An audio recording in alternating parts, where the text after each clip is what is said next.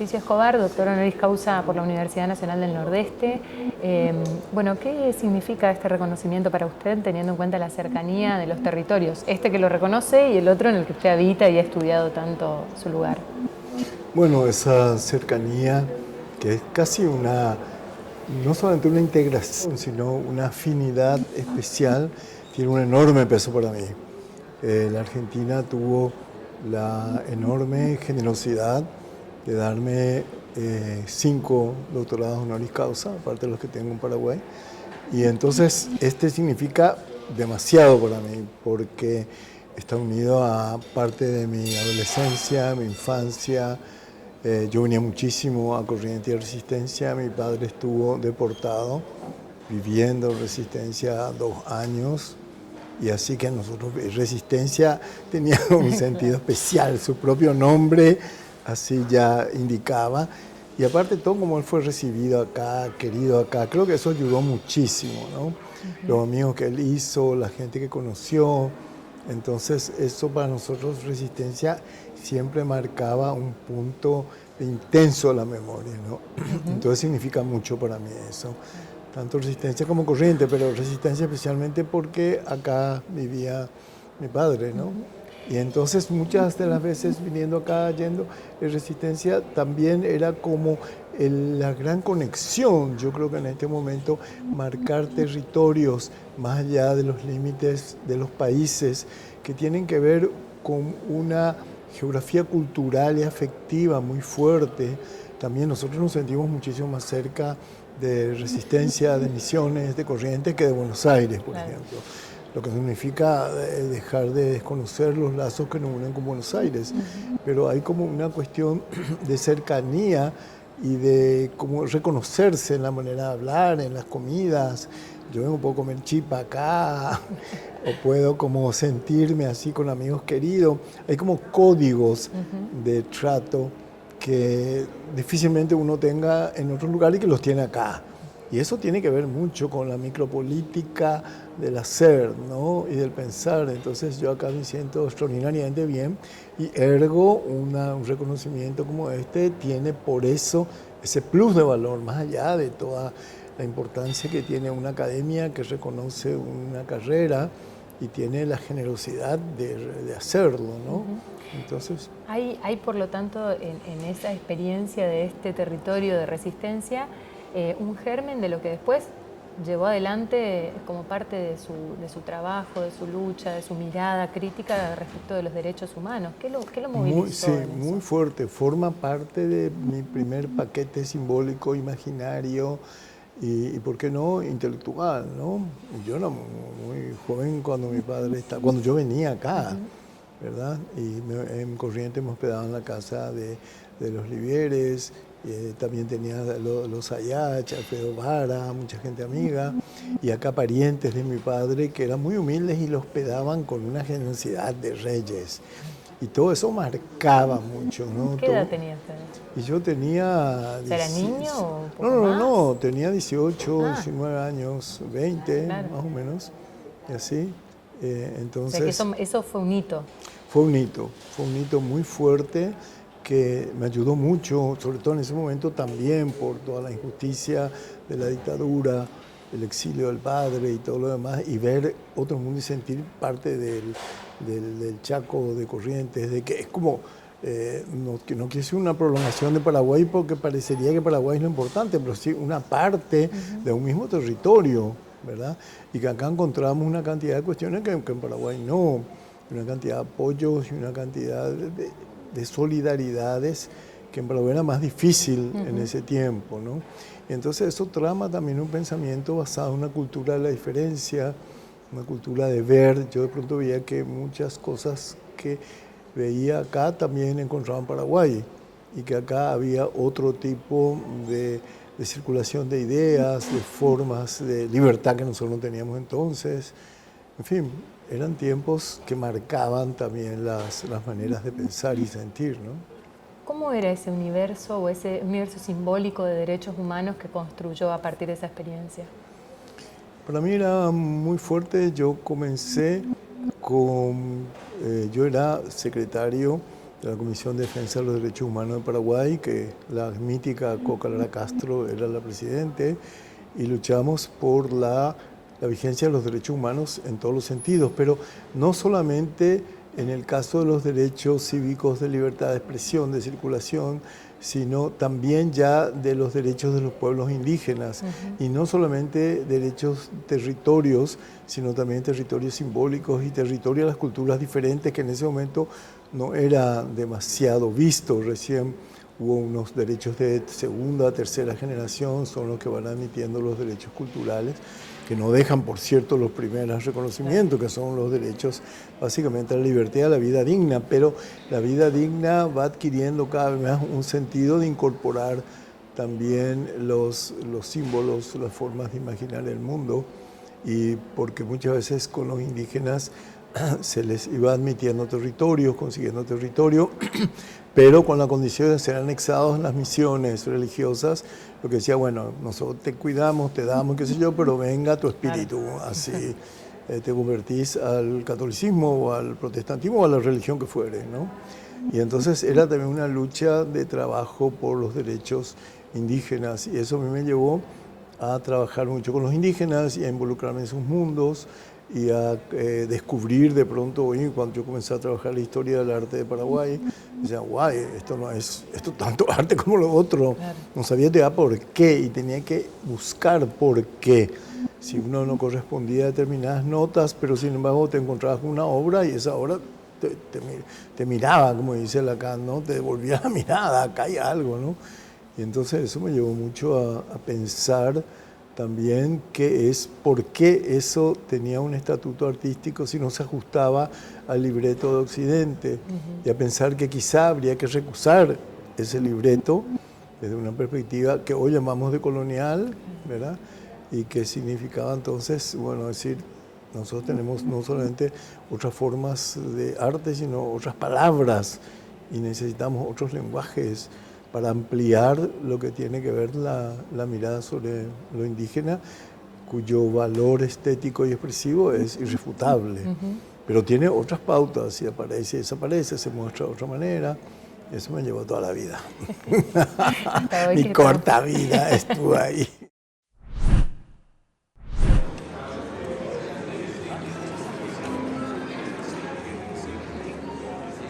Como curador, profesor, crítico de arte y promotor cultural. La distinción que nuestra universidad otorga a aquellas personas cuyos méritos excepcionales. Me permito recordar las palabras de Paulo Freire, quien decía: la cultura no es un privilegio de una clase social, sino el derecho de todos los hombres.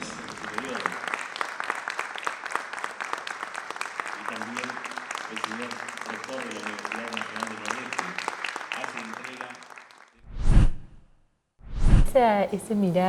Ese modo de mirar el arte indígena, que fue el punto de iniciar este pensamiento, ¿qué vinculaciones debe hacer entre el arte y la política? Básicamente yo consigo la política también como micropolítica, es decir, no solamente el derecho a conquistas objetivas como la tierra, la libertad y la igualdad, que son fundamentales, pero que se mueven en el plano de lo macro, ¿verdad? Sino también la micropolítica, que involucra el deseo, que involucra la sensibilidad, las subjetividades, el inconsciente, el cuerpo, que hoy cada vez más tiene una presencia mayor, porque decir, bueno, no tiene mucho sentido cambiar condiciones objetivas de vida si las subjetividades, que son justamente el aspecto manipulable hoy por el avance del capitalismo financiero más avanzado, ¿verdad? Que es justamente la manipulación de las subjetividades, de las formas de creer y de crear y de sentir. Entonces el arte es justamente eso, ¿verdad? El paquete que resiste, hay una resistencia del arte de modo a mantenerse como, no solamente en el sentido del grito, de la palabra levantada, que sí, que también en sus momentos también es asimilado mucho por la institucionalidad del arte, sino también por el derecho a crear formas al margen de lo que se espera que esas formas puedan servir en términos de un sistema determinado. No se trata ya tanto de decir, bueno, derroquemos este sistema, sino Bueno, pensar cómo yo puedo ir imaginando el mundo paralelamente a esas formas establecidas. Y eso es, el arte es el ámbito por excelencia de eso, ¿verdad? Claro. Y en esta mirada del arte indígena como también una expresión del arte puro, hay una fuerte vinculación de poder dotar de la idea del desarrollo local y de que entre en un circuito que es más del arte tradicional. ¿Cómo tensiona eso la idea de la creación del arte indígena desde su concepción o su cosmogonía? Todo, yo creo que todo el arte, no solamente el indígena, toda forma de creación, incluido las formas de arte que se hacen en las ciudades, las formas paralelas de arte, entran en tensión con un sistema regido por el mercado.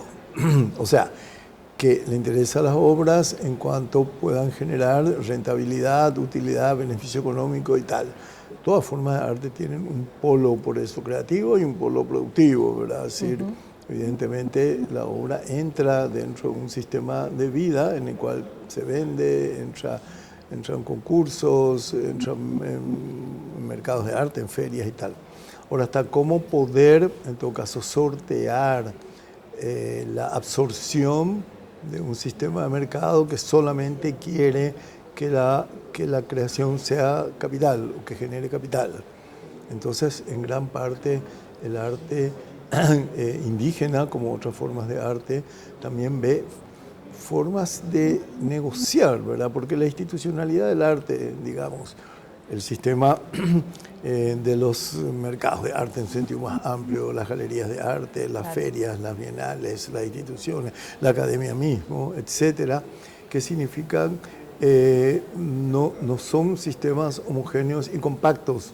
También tienen sus formas de dentro de esas mismas instituciones, miradas a formas de arte diferentes, que no siguen exactamente una sola línea de tratar de que el arte sea sometido a una lógica instrumental de cálculo y beneficio, sino que también le interesan los intereses expresivos, le interesa dar lugar a las comunidades. Entonces, a partir de ahí se crea una serie de posibilidades de alianzas, ¿no? Al arte indígena también le interesa ubicar una pata en un sistema que puede generar rentas, sobre todo para sociedades que son extremadamente vulnerables en términos económicos, y puede resultar mucho más digno que vendan una obra de arte antes de que estén mendigando o tal, ¿no? Claro. En función de esto que nos está contando, ¿cómo ve el panorama actual en América Latina, vinculado a lo político, ¿no? Pero también con el arte, si quiere, con este giro hacia la derecha de los gobiernos en los diferentes países de América Latina? ¿Cómo está viendo el mapa? Bueno, tremendamente difícil para los distintos sectores. En el Paraguay se traduce sobre todo, y creo en gran parte de América también, por la pérdida de sus territorios físicos también, en primer lugar, ¿verdad? Hay ciertos países como Paraguay que tienen verdaderas políticas de exterminio étnico, ¿no?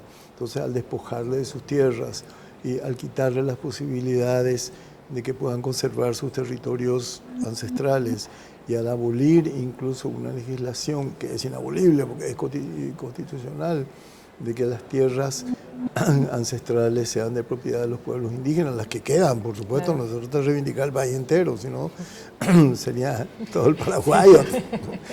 Ya no se puede.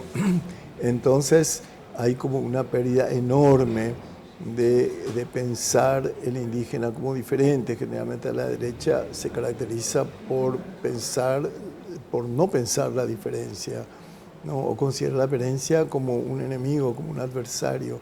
Entonces los pueblos indígenas son enormemente perjudicados por eso, porque no existen políticas públicas, políticas de Estado que consideren las particularidades de los indígenas.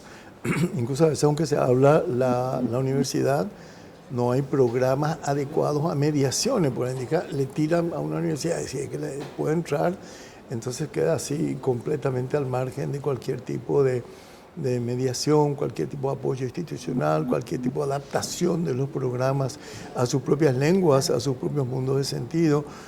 Entonces es muy difícil, yo veo muy difícil a corto plazo, y hay como unos continuos trabajos de elaboración de la diferencia y de resistencia y también de ajustes. Los indígenas también tienen que hacer ajustes para adecuarse, como cualquier otro creador o pensador, ¿verdad?, a las condiciones adversas. No se puede mantener así duro, sino que tiene que ir viendo cómo. Pero es muy difícil, veo muy difícil. Y en este sentido usted pensó varias veces y pone en discusión todo el tiempo la noción de las fronteras o de las categorías que se establecen.